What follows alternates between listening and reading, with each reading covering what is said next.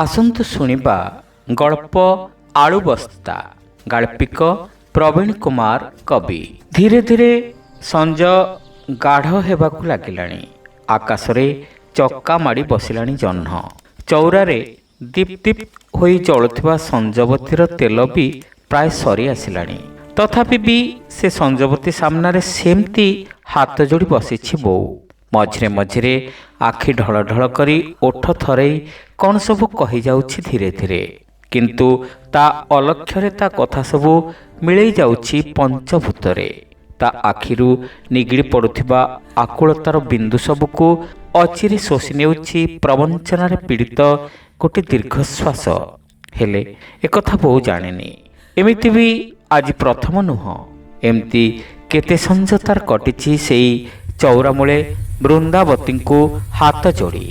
କେତେ ସଞ୍ଜ ଏମିତି ତା ଆଖିଲୁଅରେ ଓଦା ହୋଇଛି ଚଉରା। କେବେ କେବେ ଦୀପରୁ ତେଲ ସରିଯାଇଛି ତ କେବେ ସରିଯାଇଛି ସଳିତା। ହେଲେ ସରିଯାଇନି ତାର ଆଖିର ଲୁହ, ତା ଗୁହାରି, ତାର ଅଳି। ହେଲେ ଏବେ କିନ୍ତୁ ବୋଉର ଆଗ ଭଳି ଆଉ ଧୈର୍ଯ୍ୟ ନାହିଁ। କଥା କଥାରେ ସେ ଏବେ ଚମକୁଛି। କଥା କଥାରେ ତା ମନକୁ ପାପ ଛୁଉଁଛି। ଆଉ ଛୁଇଁବା ବି ସ୍ୱାଭାବିକ। ବାପା ଏଯାଏଁ ଘରକୁ ଫେରି ନାହାନ୍ତି। ସଞ୍ଜବେଳୁ 50 ଥର ଏଇ କଥା କହିସାରିଲାଣି ବୋଉ। ହେଲେ ନୀତିଶର ସେଥିପ୍ରତି ନିଘା ନାହିଁ। ସେ କୁମ୍ଭୀର ପରି ଖଟଟା ଉପରେ ସେମିତି ପଡ଼ି ରହିଛି ଆଉ ଏକନିଷ୍ଠ ହୋଇ ମାତିଛି ମୋବାଇଲରେ। ବୋଉ ପୁଣି ଥରେ କହିଲା, ଧନରେ ଯା ଗାଡ଼ିଟା ନେଇକି ଟିକେ ଦେଖିଆ। ସକାଳ ପହରୁ ଗଲେଣି ଯେ ଏଯାଏଁ ଆସିଲେନି। କେଜାଣି କ'ଣ ଦିଟା ଖାଇଥିବେ କି ନାହିଁ। ସେପଟେ ପୁଣି ସଞ୍ଜ ନ ହେଉଣୁ ଗରୁଡ଼ା ଖୋଲ ବାଙ୍କ ପାଖରେ ମଦୁଆ ଆଉ ଡକାୟତଙ୍କ ବହପ। କ'ଣ କରିବି କହିଲୁ? ଶେଷ ରାଉଣ୍ଡରେ ହିଁ ମୋବାଇଲରୁ ଚାର୍ଜ ସରିଗଲା। ଏପଟେ ବୋଉର ବକର ବକର। ଧଡ଼ କିନା ମୋବାଇଲଟାକୁ ଖଟ ଉପରକୁ ଫିଙ୍ଗିଦେଲା ନୀତିଶ। ଖଟ ତଳେ ଥିବା କଳା ବିଲେଇଟା ଜୋରରେ ଚିଲେଇ ଉଠିଲା। ଆଉ ତା ପାଟି ଶୁଣି ଚମକି ପଡ଼ିଲା ବୋଉ। ନୀତିଶକୁ ବଡ଼ ଅସହଜ ବୋଧ ହେଲା ସେ ପରିବେଶ। ଗାଡ଼ି ଚାବିଟା ଧରି ଗରଗର ହୋଇ ବାହାରିଗଲା ପଦାକୁ। ଯାଉ ଯାଉ ବୋଉକୁ ଶୁଣେଇ ଦେଇଗଲା, ଶୁଣ ବୋଉ, ଏଇଟା ଲାଷ୍ଟ। ଆପରେ କେବେ ବି କହିବୁନି ଯିବାକୁ। ଯଦି ସେ ପାରୁନାହାନ୍ତି ତାହେଲେ ଯାଉଛନ୍ତି କାହିଁକି? ମନା କରିଦେ। ସେ ସେଇ ଆଳୁ ପିଆଜ ବିକିବା ବନ୍ଦ କରିଦେବେ। ସକାଳୁ ଯାଇ ସଞ୍ଜରେ ଆସିବେ। 15 ଟଙ୍କାରେ ଆଳୁ ଆଣି 16 ଟଙ୍କା 50 ପଇସାରେ ବିକିବେ। ଲାଭ କେତେ? ଟଙ୍କେ 50 ପଇସା। ତାଙ୍କର ସେଇ ଟଙ୍କେ 50 ପଇସା ଗୋଟେ ଗୁପଚୁପ୍ ବି ହୁଏ ନା ଆମ ଦୁନିଆରେ, ସେ ଜାଣନ୍ତି। 100 ଥର କହିଲେଣି ସ୍କୁଟିଟେ ଆଣ। ମୋ କଥା ଶୁଣିଲେ ତ? ଧନ୍ୟ ସିଏ ଆଉ ଧନ୍ୟ ତାଙ୍କର ସେ ଦଦରା ସାଇକେଲ। ଖାଲି ଆଜି ନୁହେଁ, ନୀତିଶ ପାଖରୁ ଅନେକ ଥର ବୋଉ ଶୁଣିଛି ଏମିତି କଥା। ବାପାଙ୍କ ଉଦ୍ଦେଶ୍ୟରେ ଏମିତି କିଛି କହିଲେ ବୋଉ ଆଖି ଜକେଇ ଆସେ। କୋହରେ କୁହୁଳି ଉଠେ ତା ଛାତି। କାହିଁକି କେଜାଣି କେହି ନ ଜାଣିଲେ ବି ବୋଉ ଜାଣେ ବାପାଙ୍କ ବିବଶତା। ବାପା ସେଦିନ ତାଙ୍କ ସ୍କୁଟର ବିକିନଥିଲେ, ବିଲକୁ ବନ୍ଧା ନ ଦେଇଥିଲେ ସେ କ'ଣ ଆଜି ଏ ଦୁନିଆରେ ଥାନ୍ତା? 4 ବର୍ଷରେ ହିଁ ତାକୁ ଏ ଦୁନିଆକୁ ଛାଡ଼ିବାକୁ ପଡ଼ିଥାନ୍ତା। ଏମିତି ନୁହେଁ ଯେ ସିଏ ଚାହିଁଥିଲେ ପୁଣି ଥରେ ଗାଡ଼ିଟିଏ କରିପାରିନଥାନ୍ତେ। ତାଙ୍କୁ କ'ଣ ଭଲ ଲାଗେ 11-12 କିଲୋମିଟର ରାସ୍ତା ସାଇକେଲ ଚଲେଇ ଆଳୁ ବସ୍ତା ବୋହିବାକୁ?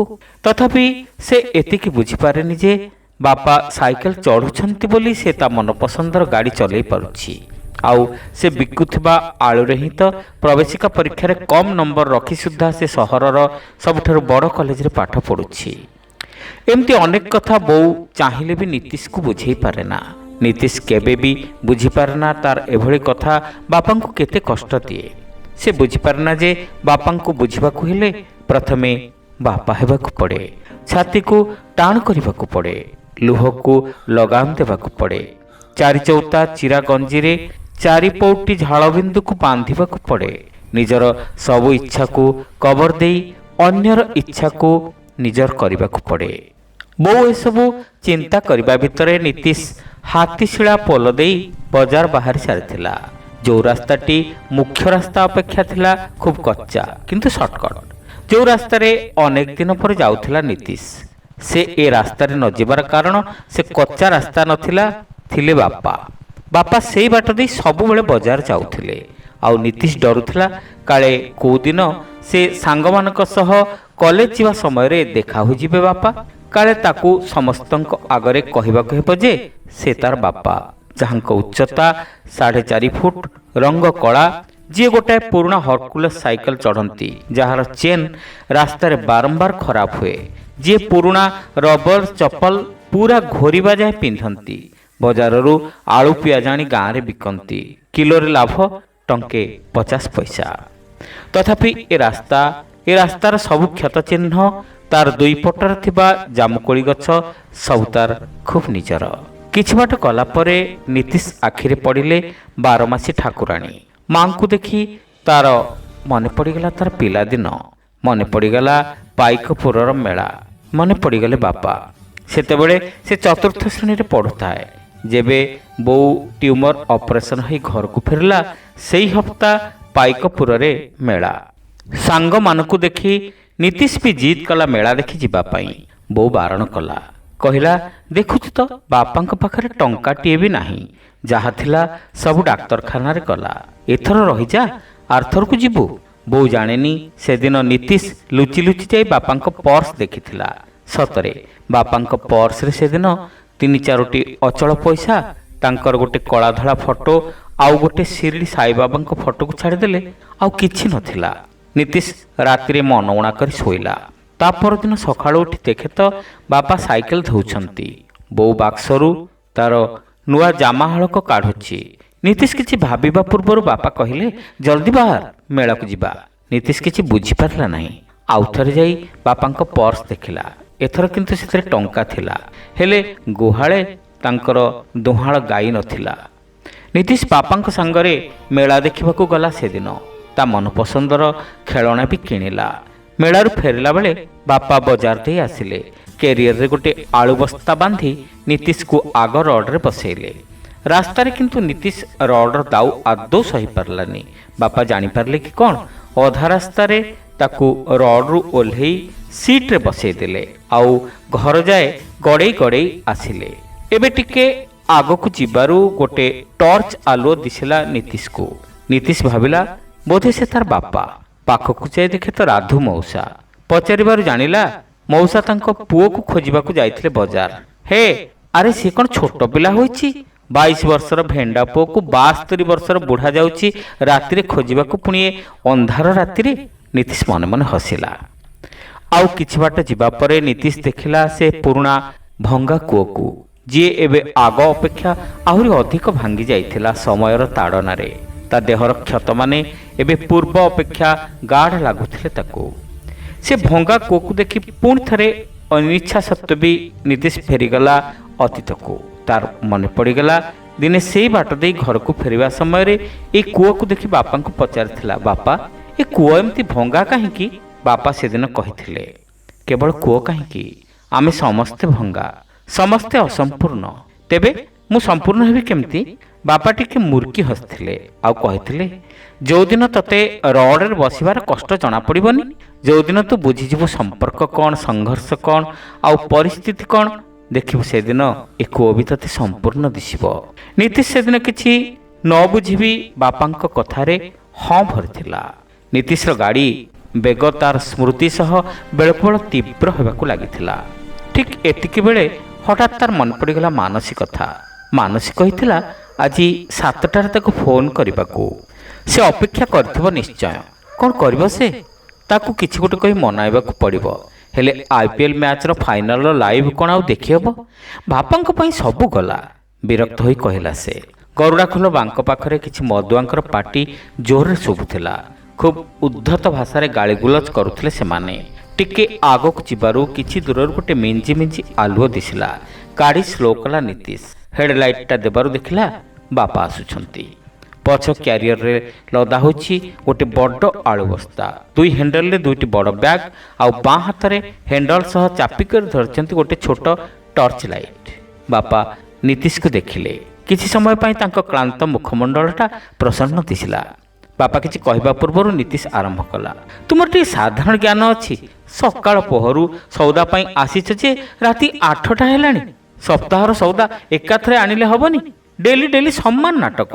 ବାପା କହି ଆସୁଥିଲେ, ଆରେ ବିଲରୁ କାମ ସାରି ପରା ବଜାର ଆସିଲି। କ'ଣ କରିବି, ଛୋଟ ଦୋକାନ, ସେଥିରେ ପୁଣି କମ୍ ନଗଦ ଅଧିକ ବାକି।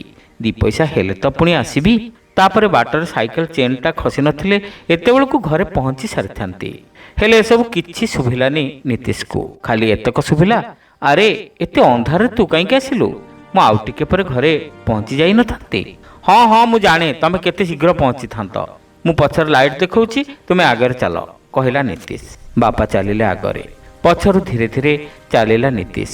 ବାପା ଖୁବ୍ କଷ୍ଟରେ ପେଡାଲ ମାରୁଥିଲେ, ସତେ ଯେମିତି ତାଙ୍କ ପାଦରେ ଜମାରୁ ଟିକେ ବି ବଳ ନଥିଲା। ବାପାଙ୍କ ସାଇକେଲ ଚଲା ଦେଖି ନୀତିଶ ମନେ ମନେ ଚିଡ଼ିକି କ'ଣ ସବୁ କହିଯାଉଥାଏ।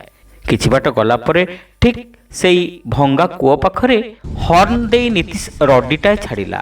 ଏମିତି ପେଡାଲ ମାରିଲେ ଆମେ ଆଜି ଘରେ ପହଞ୍ଚିବା ତ? ଆରେ ଦେଖୁଛୁ ତ ପଛରେ ଆଳୁ ବସ୍ତାଟା, ଆଗରେ ପୁଣି ବ୍ୟାଗ୍, ଏତେ ଲୋଡରେ ପୁଣି ସାଇକେଲ ଗଡ଼ିଲେ ତ? ହଁ ହଁ ମୁଁ ଜାଣେ କେତେ ଲୋଡ, ତୁମେ ଆଉ ତୁମର ଦଦରା ସାଇକେଲ ଆଉ ଏ ବ୍ଲଡି ଆଳୁ ବସ୍ତା, ଖୁବ୍ ଧୀରେ କି ଚିଡ଼ିକି କହିଲା ନୀତିଶ। ବାପାଙ୍କୁ ଶୁଭୁଛି କି ନାହିଁ କେଜାଣି? ନୀତିଶ ଏବେ ପୁଣି ବଡ଼ ପାଟିରେ କହିଲା, ଦିଅ ଦିଅ ସେ ଆଳୁ ବସ୍ତାକୁ ମୋ ପଛ ସିଟ୍ରେ ଭିଡ଼, ମୁଁ ବି ଦେଖେ କେତେ ଲୋଡ଼। ଘରେ ଯାଇ ସିଟ୍ ଧୋଇବି ପଛକେ, ଶୀଘ୍ର ଯାଇ ଘରେ ପହଞ୍ଚିବାକୁ ହେବ, ଯେମିତି ଆଳୁ ବସ୍ତା ଚକ୍କରରେ ମୋ ମ୍ୟାଚଟା ସରି ନ ଯାଉ। ବାପା ପ୍ରଥମେ ମନା କରୁଥିଲେ, ପରେ ଆଳୁ ବସ୍ତାକୁ କ୍ୟାରିୟରରୁ କାଢ଼ି ଗାଡ଼ିରେ ଲଦିଲେ। ଏଥର ତ ବାପା ଟିକେ ଜୋରରେ ପେଡାଲ ମାର। ହଁ ଯାଉଛି।